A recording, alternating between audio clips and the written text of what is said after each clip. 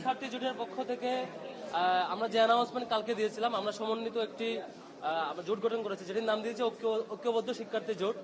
এখানে আমরা গতকালকে প্রার্থিতা ফর্ম উত্তোলন করেছিলাম। প্রার্থিতা ফর্ম উত্তোলন এবং আজকে প্রার্থিতা ফর্ম জমা দেওয়ার জন্য আমরা এসেছি। আমরা জমা দিয়েছি অলরেডি। আপনারা দেখেছেন আলহামদুলিল্লাহ। এখন পর্যন্ত শিক্ষার্থীদের যে কম্পিটিটিভ জায়গা, যে ডাকসু যে উদ্দেশ্য করা, যে শিক্ষার্থীরা কম্পিটিশন করবে এবং শিক্ষার্থীরা তাদের রায় দিবে, সেই জায়গাটি হচ্ছিল। কিন্তু দুঃখজনকভাবে আমরা গতকালকে থেকে বেশ কিছু ঘটনা লক্ষ্য করেছি। তার মধ্যে একটি দেখেছি, বিশ্ববিদ্যালয় প্রশাসন হঠাৎ করে মনোনয়ন ফর্ম উত্তোলন করার জন্য একদিন বাড়ালো। এটি সুস্পষ্ট নির্দিষ্ট একটি দলের কাছে তাদের পক্ষপাতদুষ্ট আচরণ। আমাদের কাছে মনে হয়েছে বিশ্ববিদ্যালয় প্রশাসনের এটুকু সক্ষমতা থাকা দরকার ছিল। বিশ্ববিদ্যালয় প্রশাসনের বিশ্ববিদ্যালয়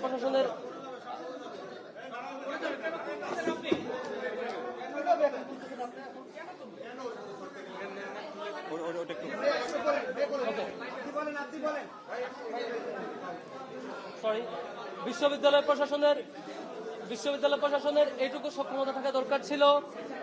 তারা যে ডেট ঘোষণা করবেন সেই ডেটের মধ্যে শিক্ষার্থীরা যা আসবেন, ডেট মেনটেন করে তাদেরকে নিশ্চয়ই সেই শিক্ষার্থীদের যে রায় সেটুকু দিবেন। কোন ধরনের পূর্ব পর্যালোচনা ছাড়া, কোন ধরনের ডিসকাশন ছাড়া সরাসরি একদিন বাড়ায় দেওয়া এবং বাকিরা জমা দেওয়ার পর হঠাৎ করে ঘোষণা দেওয়া, এটি নিঃসন্দেহে বাকিদের পলিসি মেকিং এবং বাকিদের সিদ্ধান্ত গ্রহণের পরে নির্দিষ্ট একটি পক্ষকে সিদ্ধান্ত গ্রহণের সামগ্রিক সুবিধা দেওয়া এবং পলিসি মেকিং এ বিশেষ সুবিধা দেওয়ার নামান্তর। এটা খুবই দুঃখজনক।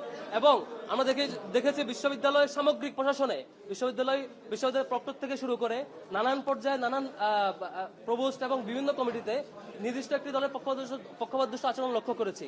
এটি আমরা শিক্ষকদের কাছ থেকে নিশ্চয়ই 24 পরবর্তী সময়টাতে শিক্ষকদের কাছ থেকে আমরা এমন একটা রেসপন্স চাই যে রেসপন্সের সকল শিক্ষার্থীর জন্য সমান, কোনো পক্ষপাত দুষ্ট হবে না।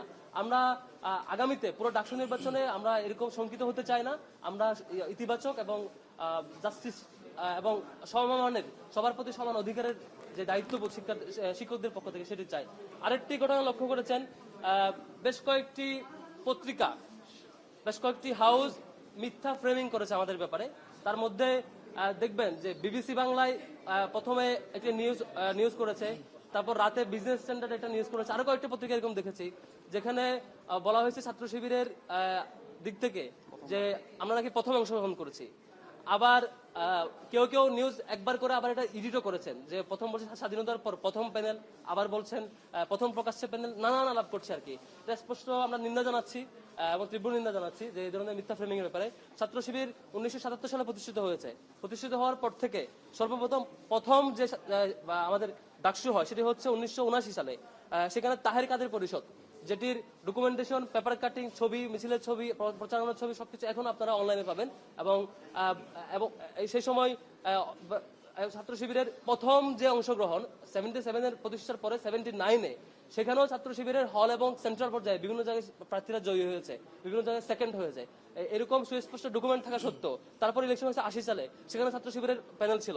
82 সালে সেখানে ছাত্র শিবিরের প্যানেল ছিল। এনাম কাদের পরিষদ, যেখানে ছাত্র শিবিরের মিছিলে বিরোধীরা আক্রমণও করেছিল, সেই ঘটনার ফুটেজ, ছবি এবং ফটো, পেপার কাটিং এখনো পাবেন।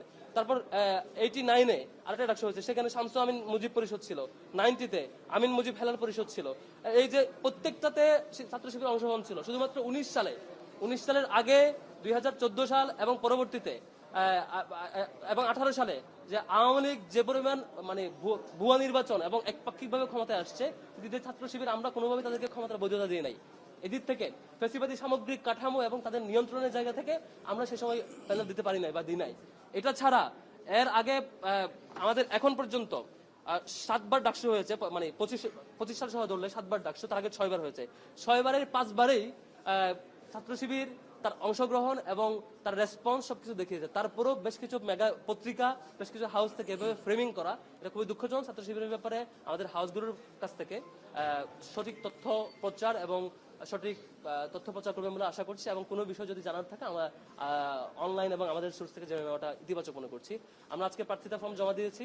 আশা করি প্রার্থিতা চূড়ান্তকরণের মধ্য দিয়ে আমরা এবং আজকে থেকে শিক্ষার্থীদের কাছাকাছি এবং শিক্ষার্থীদের যে রেসপন্স, শিক্ষার্থীরা যে রায় দিবে সেই রায়ের মাধ্যমে আমরা ইনশাল্লাহ সঠিক প্রতিফলন দেখতে পাবো এবং ছাত্র শিবির দীর্ঘদিন যে আমাদের যাত্রা এবং আমাদের এখানে অন্যান্য যে স্টেক হোল্ডাররা আছে প্রত্যেকটা স্টেক হোল্ডারের সমন্বিত এই জোট যে আমাদের আমাদের ঐক্যবদ্ধ শিক্ষার্থীর জোট, এই জোটে অন্যান্য স্টেক হোল্ডার যারা প্রত্যেকে যার যার জায়গা থেকে শিক্ষার্থীর জন্য কাজ করেছেন।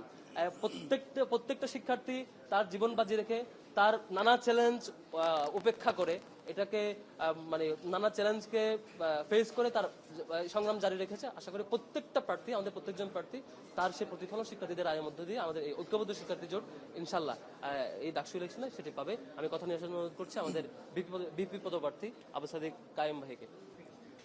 বিসমিল্লাহির রহমানির রহিম।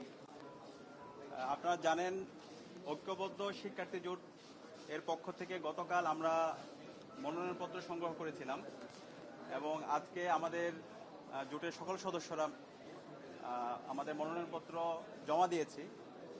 তো আমরা শুরু থেকে বলছিলাম এই ডাকসু নির্বাচনে আমরা একটা ইনক্লুসিভ প্যানেল করতে চাই এবং আমাদের প্যানেল গতকালকে ঘোষণা করার পরে ঢাকা বিশ্ববিদ্যালয় সহ বাংলাদেশের সবাই সারা দেশব্যাপী স্বতঃস্ফূর্ত আমরা রেসপন্স দেখতে পেয়েছি এবং বিশেষ করে বিশ্ববিদ্যালয়ের শিক্ষার্থীরা আমাদেরকে বিভিন্ন ধরনের পরামর্শ দিচ্ছে। তাদের যে দাবি দেওয়া, তাদের যে প্রত্যাশা, তাদের যে আকাঙ্ক্ষা, সে আকাঙ্ক্ষার কথাগুলো আমরা শুনছি। তো আমরা জুলাইয়ের যে আকাঙ্ক্ষা, বিশ্ববিদ্যালয়ের শিক্ষার্থীদের যে আকাঙ্ক্ষা, তাদের যে প্রত্যাশা, সে আলোকে খুব দ্রুত সময়ের মধ্যে আমাদের ঐক্যবদ্ধ শিক্ষার্থী জোটের যে ইশতেহার সেটা ঘোষণা করব। এবং আপনারা জানেন বিগত 54 বছর ধরে বাংলাদেশে মাত্র 7 বার ছাত্র সংসদ নির্বাচন হয়েছে এবং ছাত্র সংসদ নির্বাচন হলেও 6 বার হয়েছে। ছাত্র সংসদ নির্বাচনে শিক্ষার্থীদের, বিশ্ববিদ্যালয়ের শিক্ষার্থীদের যে আকাঙ্ক্ষা, এখানকার যে দাবি, বিশ্ববিদ্যালয় প্রশাসনকে যে বাধ্য করা শিক্ষার্থীদের যে দাবিগুলো আছে সেই দাবিগুলোর প্রতিচ্ছবি আমরা দেখতে পাইনি। বিগত সময়ে অনেকেই বড় বড় নেতা হয়েছেন ডাকসুকে ব্যবহার করে, কিন্তু শিক্ষার্থীদের যে প্রত্যাশা সেই প্রত্যাশাটা পূরণ হয় নাই। তো আমরা ঐক্যবদ্ধ শিক্ষার্থী যে জোট করেছি সেই জোটের মাধ্যমে আমরা শিক্ষার্থীদের কথা দিতে চাই। শিক্ষার্থীদের যে কথাগুলো আছে সেগুলো এই জোটের পক্ষ থেকে আমরা বলবো এবং আমাদের ইশতেহারে তাদের কথার প্রতিচ্ছবিগুলো থাকবে। তো আমরা খুব দ্রুত সময়ের মধ্যে আমাদের ইশতেহার ঘোষণা করব এবং আমরা চাই এই ডাকসুটা একটি স্বতঃস্ফূর্ত ডাকসু হোক এবং এই ডাকসুর মাধ্যমে যারাই বিজয় হয়ে আসবে আমরা সবাইকে সাধুবাদ জানাতে প্রস্তুত আছি।